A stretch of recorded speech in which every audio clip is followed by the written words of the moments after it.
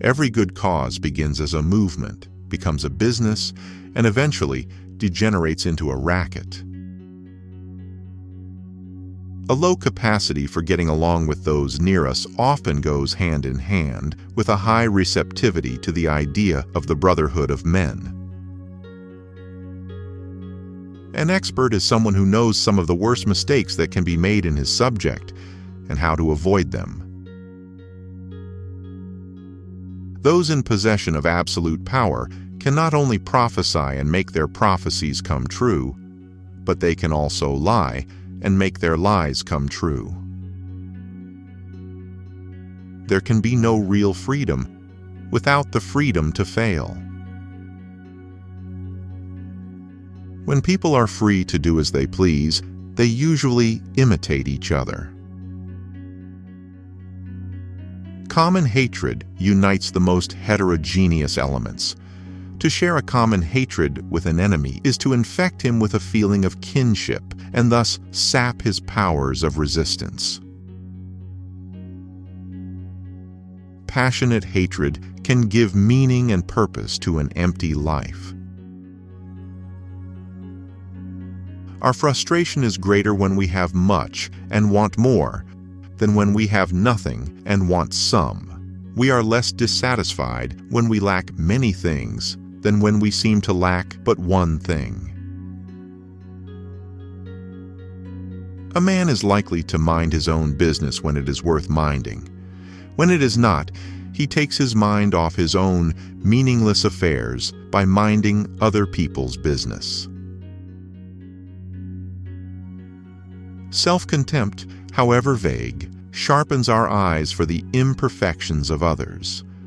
We usually strive to reveal in others the blemishes we hide in ourselves. The differences between the conservative and the radical seem to spring mainly from their attitude toward the future. Fear of the future causes us to lean against and cling to the present, while faith in the future renders us receptive to change.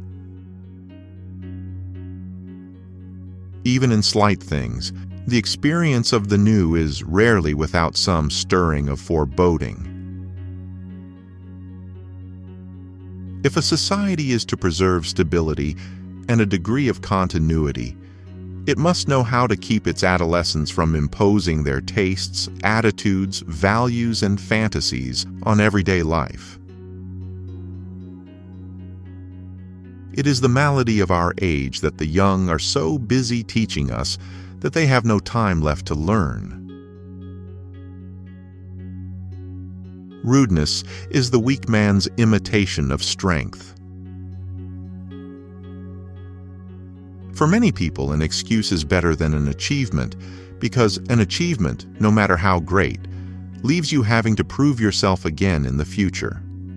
But an excuse can last for life. The game of history is usually played by the best and the worst, over the heads of the majority in the middle. Glory is largely a theatrical concept. There is no striving for glory without a vivid awareness of an audience. Hatred is the most accessible and comprehensive of all the unifying agents. Mass movements can rise and spread without belief in a God, but never without a belief in a devil. All mass movements, irrespective of the doctrine they preach and the program they project, breed fanaticism, enthusiasm, fervent hope, hatred, and intolerance. No matter how vital we think the role of leadership in the rise of a mass movement, there is no doubt that the leader cannot create the conditions which make the rise of a movement possible. He cannot conjure a movement out of the void. There has to be an eagerness to follow and obey, and an intense dissatisfaction with things as they are, before movement and leader can make their appearance. Our sense of power is more vivid when we break a man's spirit than when we win his heart. The opposite of the religious fanatic is not the fanatical atheist, but the gentle cynic who cares not whether there is a God or not. To know a person's religion, we need not listen to his profession of faith, but must find his brand of intolerance. You can discover what your enemy fears most by observing the means he uses to frighten you. The less justified a man is in claiming excellence for his own self, the more ready is he to claim all excellence for his nation, his religion, his race, or his holy cause. Should Americans begin to hate foreigners wholeheartedly, it will be an indication that they have lost confidence in their own way of life. The Americans are poor haters in international affairs because of their innate feeling of superiority over all foreigners. An American's hatred for fellow Americans, for Hoover or Roosevelt, is far more virulent than any antipathy he can work up against foreigners. It is easier to love humanity as a whole than to love one's neighbor. Disappointment is a sort of bankruptcy, the bankruptcy of a soul that expends too much in hope and expectation. In times of change, learners inherit the earth, while the learned find themselves beautifully equipped to deal with a world that no longer exists. We lie the loudest when we lie to ourselves. It has often been said that power corrupts, but it is perhaps equally important to realize that weakness, too, corrupts. Power corrupts the few, while weakness corrupts the many.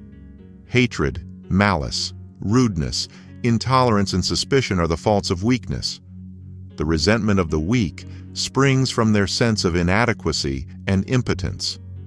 We cannot win the weak by sharing our wealth with them. They feel our generosity as oppression. An empty head is not really empty, it is stuffed with rubbish. Hence the difficulty of forcing anything into an empty head.